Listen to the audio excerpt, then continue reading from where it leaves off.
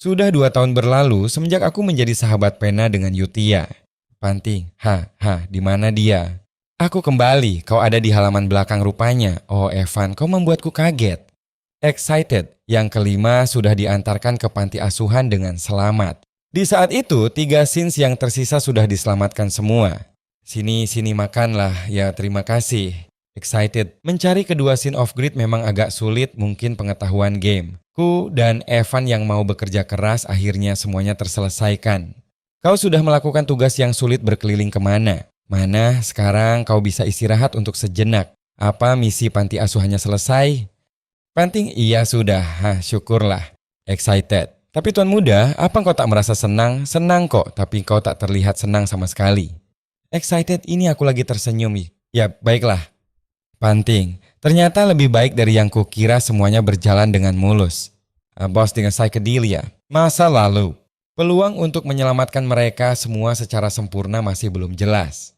Sebelumnya, aku khawatir akan menyelamatkan mereka setelah mereka benar. Benar sudah kacau. Gimana panti asuhannya? Sama seperti biasa, berjalan dengan sewajarnya. Anak yang sebelumnya seperti boneka rusak, sekarang sudah menjadi lebih ceria sedikit. Excited, benarkah? Kalau begitu kita tak perlu menyewa pengasuh tambahan. Terikat dengan panti asuhan. Setelah baca ini, kau bisa tahu kalau Yutia itu juga anak yang baik. Apa ada yang spesial di situ? Semuanya berjalan dengan lancar karena Yutia ada di sini. Dia adalah manusia yang sangat baik. Kamu sudah tak perlu merasa khawatir lagi. Dan anak yang baru datang tidak perlu mengkhawatirkannya.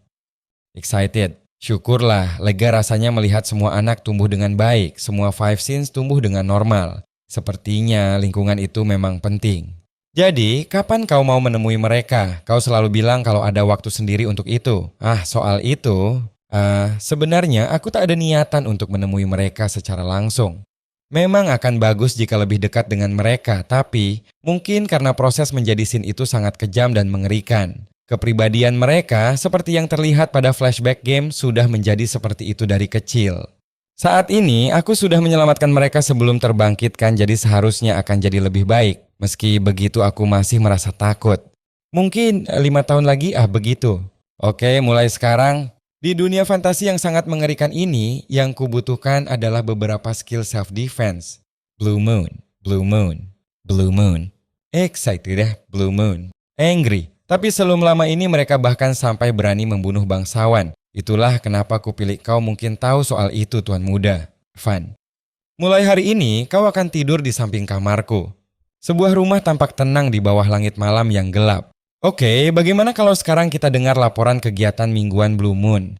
Utara, excited. Aku sudah urus semuanya, kepala para pedagang budak. Excited get the scene of pride Siolang. Mereka bahkan mengenaliku. Aku suka baju yang dibikin Rin. Aku sudah memberi mereka kesempatan untuk menyerah dan dari warna mataku, tapi tetap saja apa yang kau. Semua mayat telah dikubur dengan aman. The scene of greed, right? Selatan juga selesai. Laboratorium ilegal yang melakukan eksperimen para manusia dan gerombolan orang-orang menyebalkan yang disebut Avalon. Sudah bersih tanpa jejak. The scene of purity, Radan. Bagus, semuanya berjalan sesuai kehendaknya. Kita ada demi kejayaan Great Moon. Organisasi rahasia, Blue Moon, pemuja Great Moon. Tapi ada masalah yang timbul. Di bawah kehendaknya semuanya berjalan dengan sempurna, kira-kira apa yang mungkin akan jadi masalah? Ketua Avalon adalah putra tertua Count kan? Ketika pembersihan selatan kau menemukan dokumen yang cukup berbahaya.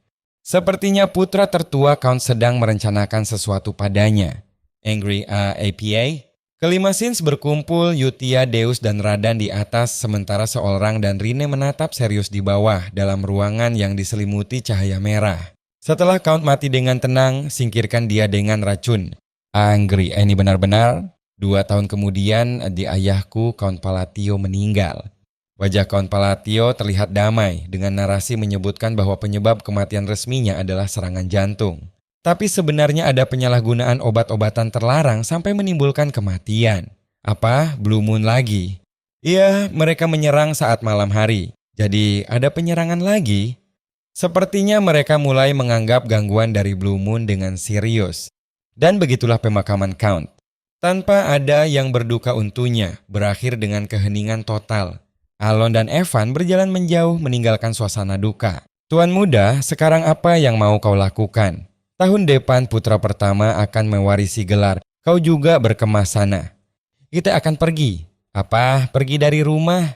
Kita akan pergi ke selatan. Selatan, maksudnya ke Rodmill? AKU berencana pindah ke sebuah desa kecil di bagian selatan wilayah Palatio, Rodmill. Seorang pria mengamati sebuah kereta kuda yang melaju pergi dari atas sebuah balkon. Sebuah wajan menggoreng telur dan roti panggang yang lezat. 3 hari kemudian, AKU kembali ke mansion. Apalagi sekarang, pemakaman putra pertama kah? Say, aku tak percaya kembali ke tempat bau darah ini. Tapi Dead Flag kali ini terasa berbeda. Kenapa dia sudah mati?